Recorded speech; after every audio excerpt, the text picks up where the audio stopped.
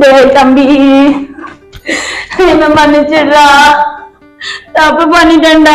உன்னை விட்டு போய் பெரிய தப்பு பண்ணிட்டேன்டா. உன்னை விட்டு என்னால இருக்க முடியலடா.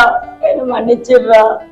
இனிமே செத்தாலும் உன்னை விட்டு போக மாட்டேன்டா. நானு பெரிய தப்பு பண்ணிட்டேன்டா. இனிமே பண்ண மாட்டேன்டா. ஆமா மாப்பிள்ள, என்னையே மன்னிச்சிடு மாப்பிள்ள. எங்களுக்கு உன்னை விட்டா வேற யாரு இருக்கிறோம் மாப்பிள்ள. சரி சரி, உள்ள போங்க. டேய், நளினி வந்துட்டாளா? போய் அழைச்சிட்டு வந்துட்டியா? இல்லக்கா, அவ வர மாட்டேன்னு சொல்லிட்டா. வரமாட்டேன்ட்டாளா? நீ போன்ல பேசி கூப்பிட்டுருப்ப. போன்ல பேசி கூப்பிட்டு அவ எப்படி வருவா? நேர்ல போய் பார்த்து பேசி அழைச்சிட்டு வா. மத்த வீட்டுல நடக்காத விஷயமா நம்ம வீட்டுல நடந்து போச்சு.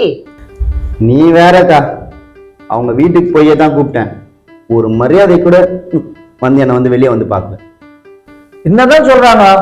அவங்க அப்பா அம்மா கிட்ட பேசுனியா? பொண்ணு அனுப்புறாங்களா, அனுப்பி வைக்கிற ஐடியா இல்லையா? மாமா, அவங்க அம்மா அப்பா கிட்ட எல்லாம் பேசிட்டேன் மாமா. பொண்ணு அனுப்பி வைக்கிறாங்களாம். ஆனா ஒரு கண்டிஷன் போடுறாங்க. ஓஹோ, கண்டிஷன் போறாலும் வந்துட்டாங்களா? என்ன கண்டிஷனு? அது ஒன்றும் இல்லை மாமா. அக்கா வந்து அவங்க வீட்டில் மன்னிப்பு கேட்கணுமா, அப்போதான் பொண்ணு அனுப்புவாங்களாம். அதுக்கு நீ என்ன சொல்லிட்டு வந்த? நம்ம மாப்பிள்ள என்ன சொல்லிருப்பான்? எங்க அக்கா எதுக்கு மன்னிப்பு கேட்கணும்? எங்க அக்கா அடிச்ச நளினி வேணாலும் வந்து மன்னிப்பு கேட்கணும்னு சொல்லியிருப்பான்.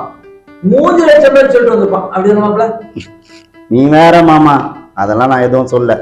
நான் பாட்டுக்கு கிளம்பி வந்துட்டேன். எனக்கு ஒரே தலைவலியா இருக்கு. எனக்கு இப்ப என்ன பண்றதுனே தெரியல. நான் கொஞ்சம் வெளியே போயிட்டு வரேன். பேசுங்க.